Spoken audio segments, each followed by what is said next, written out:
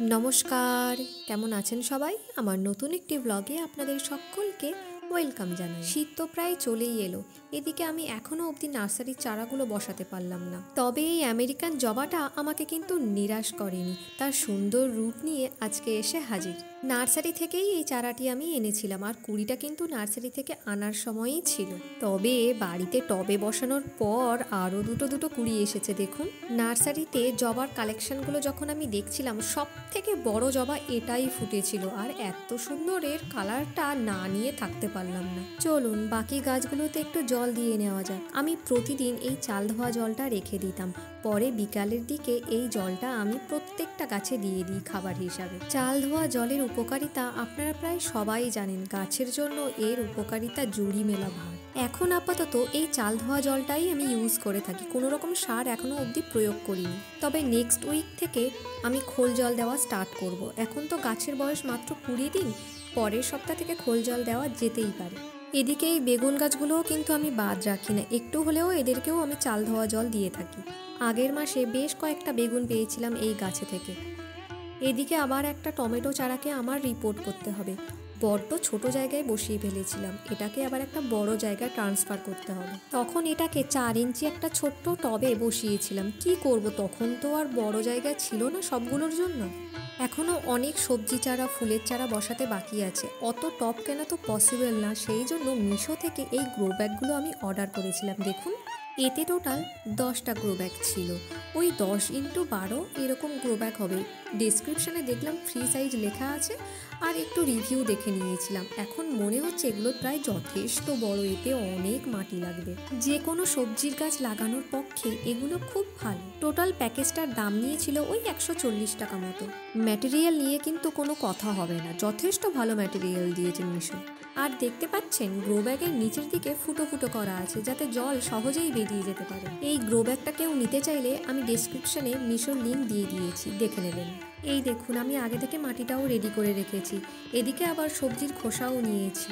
Grow ব্যাগটার নিচে আমি এই সবজির খোসাগুলো দিয়ে কিছুটা পূরণ করব।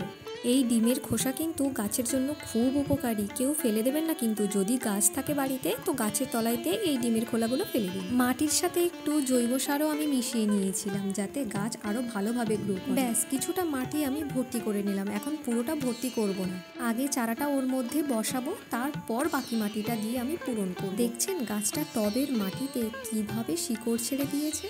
ব্যাস, বসিয়ে দিলাম, এবার বাকি মাটিগুলো দিয়ে আমাকে পূরণ করতে হবে। গ্রো ব্যাগটা এতটাই বড় ছিল যে আমার অনেক মাটি লেগে গেছিল জানেন।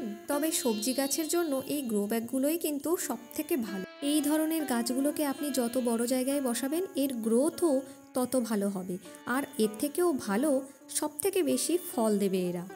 এবার একটা জিনিস দেখুন, কতদিনই বা হচ্ছে আমি এই টমেটো চারাগুলো বসিয়েছি, সবাই তো ব্লগে দেখেইছেন, এর মধ্যেই দেখুন ফুল চলে এসেছে এটার। আজকে বসানো গাছটাকে এবার তো জল দিতে হবে, আর একেও আমি সেই একইভাবে চাল ধোয়া জলই দেব।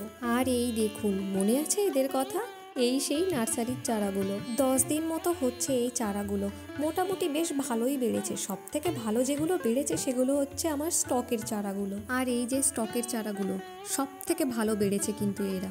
আর দেখুন প্রত্যেকটা চারা কিন্তু খুব হেলদি আছে, খুব সুন্দর বেড়েছে চারাগুলো। নার্সারি থেকে চারা আনলে এই একটাই সমস্যা, এদের টবে প্রতিস্থাপন করতে একটু সময় লাগে, খুব ছোট ছোট আনা হয় তো তাই। তবে এখনও যারা শীতকালীন চারা আনেননি তাদের বলবো, এত ছোট ছোট চারাই এখন আর নেবেন না, একটু বড় চারা নিন, কারণ এই ছোট চারাগুলোকে প্রতিস্থাপন করতে কিন্তু অনেক লেট হবে, আর এর থেকে ফুল আসতেও কিন্তু অনেকটাই লেট হবে। সম্ভবত নেক্সট উইকেই আমি এদের হয়তো টবে প্রতিস্থাপন করব।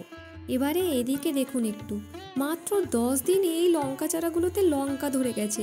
আমি তো দেখে আশ্চর্য হয়ে গেছি, এটা কি করে সম্ভব। শুধু দেখুন একবার, প্রত্যেকটা চারাগুলোতে লঙ্কা ধরে গেছে, কি আশ্চর্য। এই চারাগুলো আমি আমার বাপের বাড়ির হাটে থেকে নিয়ে এসেছিলাম, 10 টাকা করে বান্ডিল নিয়েছিল, আর 10 টাকা বান্ডিলে 10টা চারাই ছিল। মা তো বাড়িতে নেই, তাই এই ধনে গাছগুলোর দায়িত্ব আমার উপর দিয়ে গেছেন, প্রতি বিকেলবেলায় যাতে আমি এদেরকে জল দিই। জানেন, মা আর আমি ফোনেতে একটা ধনে চাষের পদ্ধতি দেখেছিলাম, প্লাস্টিকের ঝুড়িতে কিভাবে ধনে চাষ করা যায়। ওই ধনের বীজগুলো প্লাস্টিকের ঝুড়ির উপরে দিয়ে একটা ভিজে ন্যাকড়া ওর উপর দিয়ে দিতে হবে, আর ঝুড়িটা একটা পাত্রের উপরে দিয়ে রাখতে হবে, আর পাত্রটা জলপূর্ণ থাকতে হবে। কিন্তু আমরা ওটাতে মানে 1 মাস ধরে ওয়েট করে করেও একটা বীজও ফোটেনি। আর এখন বাড়িতে বানানো গ্রো ব্যাগেতে করেই আমরা সাকসেস পেয়ে গেছি। চলুন ভিডিওটা তাহলে এখানেই শেষ করছি। সবাই ভালো থাকবেন, সুস্থ থাকবেন, টাটা।